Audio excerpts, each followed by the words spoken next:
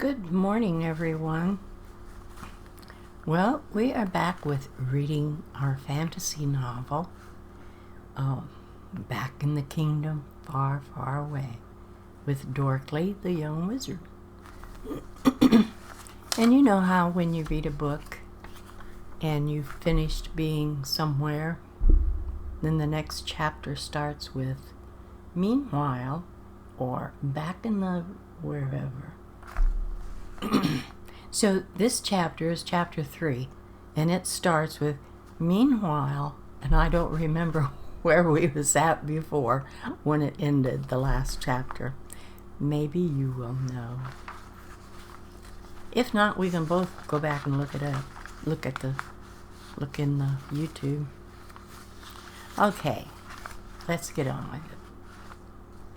Meanwhile, up in the palace, other intrigues were going on. King Conley and Wizard Gorman were still talking.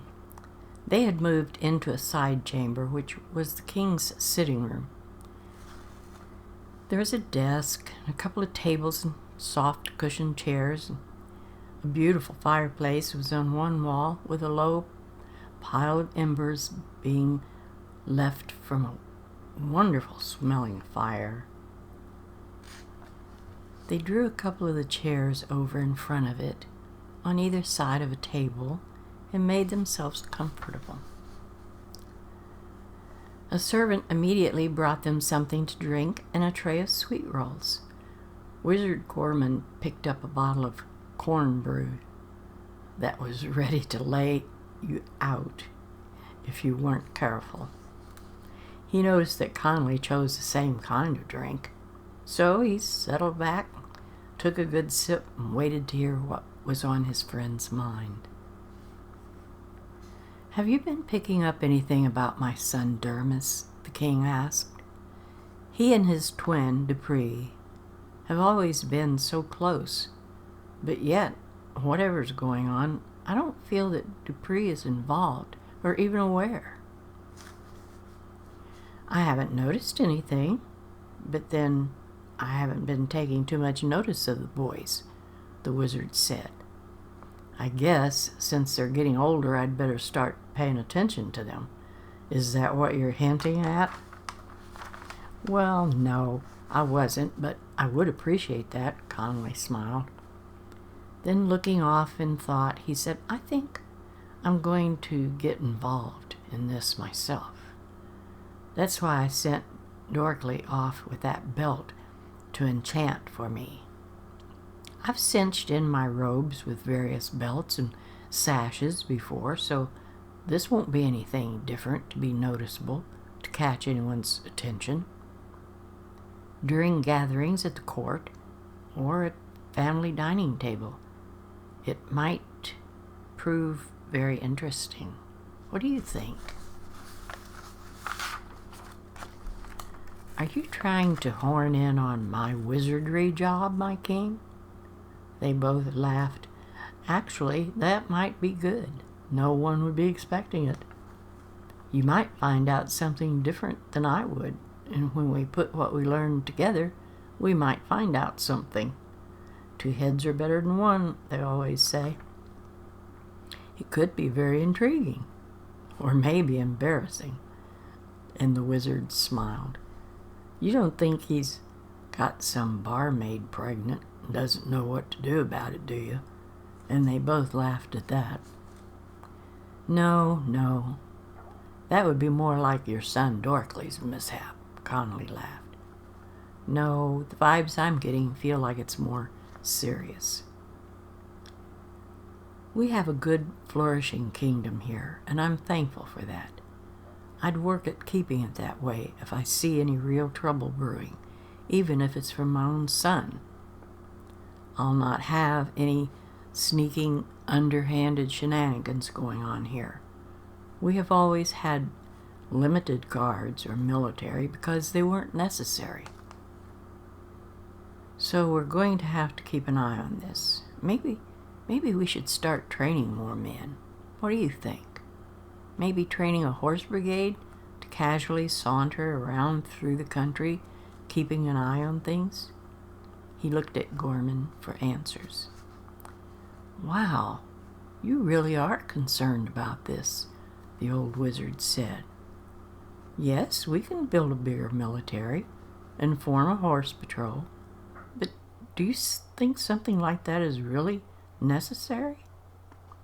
We have always been at peace, only a few misdemeanors or local fights brought before the court.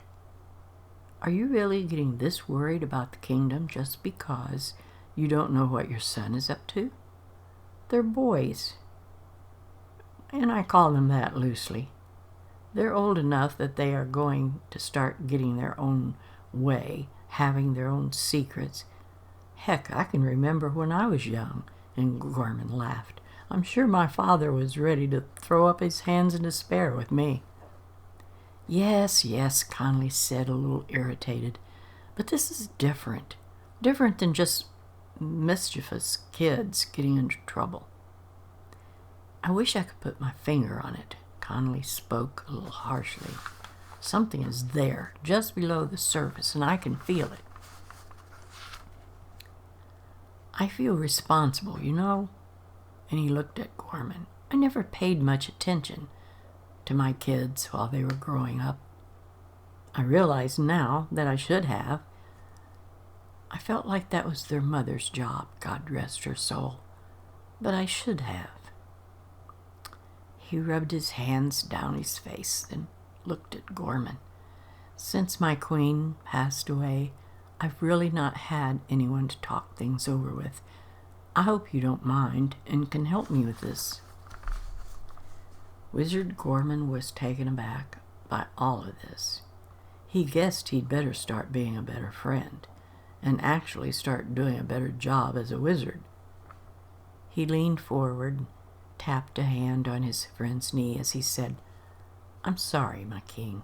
I have taken my life here far too leisurely. I should have been busy being more involved, more aware.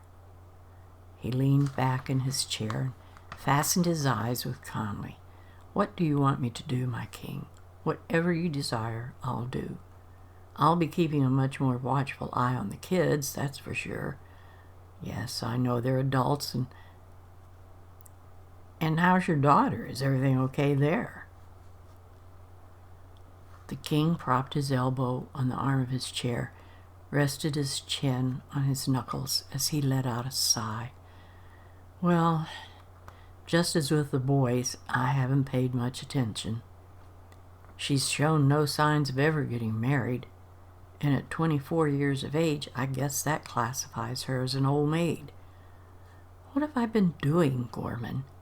Drifting through my life, living a dream, while my own son might be involved in something he can't handle, a daughter who may be too old for me to see about getting her married off, which was my job to see about, by the way. He gave a disgruntled sigh.